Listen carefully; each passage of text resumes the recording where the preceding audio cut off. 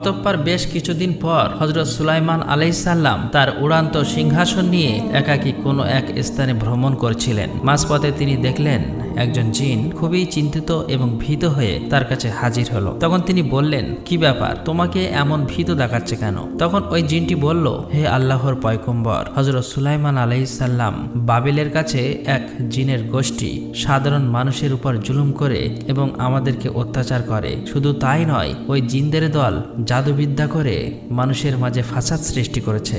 তাদের দ্বারা মানুষের ঈমান ধ্বংস হচ্ছে এবং মানুষ সিরাতাল মুস্তাকিমের পথ থেকে সরে যাচ্ছে। হুজুর, আপনি এর বিচার করুন। এই কথাটি শোনা মাত্রই হযরত সুলাইমান আলাইহিসসালাম আর দেরি করলেন না। সাথে সাথে তার উড়ান্ত সিংহাসন নিয়ে বাবেলের পথে রওনা হলো।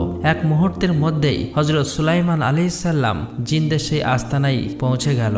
তখন হযরত সুলাইমান আলাইহিসসালাম বললেন, হে অহংকারী জিন জাতি, আল্লাহকে ভয় করো, আল্লাহর পথে এসো। তারা জানতো না আল্লাহ তাআলা হযরত সুলাইমান আলাইহিসসালামের কত ক্ষমতা দিয়েছিল। তাই সেখানে থাকা জিনদের সর্দার বলল, আমরা কারো ভয় করি না আর আমরা কারো কথাই চলি না। আর কিছু জিন হযরত সুলাইমান আলাইহিসসালামের উড়ান্ত সিংহাসনের চারিধারে ঘিরে দাঁড়িয়ে আছে এবং সকল জিনের দল অহংকারের সাথে চিৎকার করে বলতে লাগলো, কে তুমি? আমরা কারো চিনি না। সত্যি যদি তোর ক্ষমতা থাকে তবে আমাদের হারিয়ে দেখা, আমাদেরকে বন্দী কর। যেমনি এই কথা শুনতে পেল তখনই হযরত সুলাইমান আলাইহিসসালাম একবার তার অলৌকিক ক্ষমতার নিদর্শন দেখিয়ে দিল।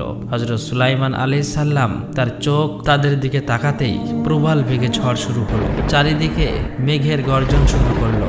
মাটি ফেটে বড় বড় লোহার শিকল বার হতে লাগলো এবং এক একটি জিনকে সাথে সাথেই বেঁধে ফেললো। তারা এক ইঞ্চি কোথাও নড়তে পারছে না। এটা দেখে সমস্ত জিনের দল হযরত সুলাইমান আলাইহিসসালামের পায়ে লুটিয়ে পড়ল এবং বলল, আপনি কে? আমাদের ক্ষমা করে দিন। তখন তিনি বললেন, আমি দাউদ পুত্র এবং আল্লাহর পয়গম্বর হযরত সুলাইমান আলাইহিসসালাম। আল্লাহ আমাকে এই বিশ্বের বাদশা বানিয়েছেন। এই জিনের দল, খবরদার, সাবধান হয়ে যাও। এই জমিনে ফাসাদ সৃষ্টি করো না, নয়তো আল্লাহর আযাবে তোমরা ধ্বংস হয়ে যাবে।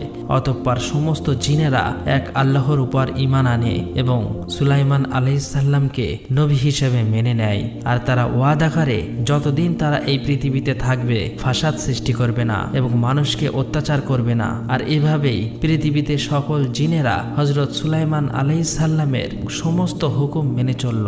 মানুষ ছাড়াও জিনেরা হযরত সুলাইমান আলাইহিসসালামের রাজ দরবারে যাওয়া আসা করত।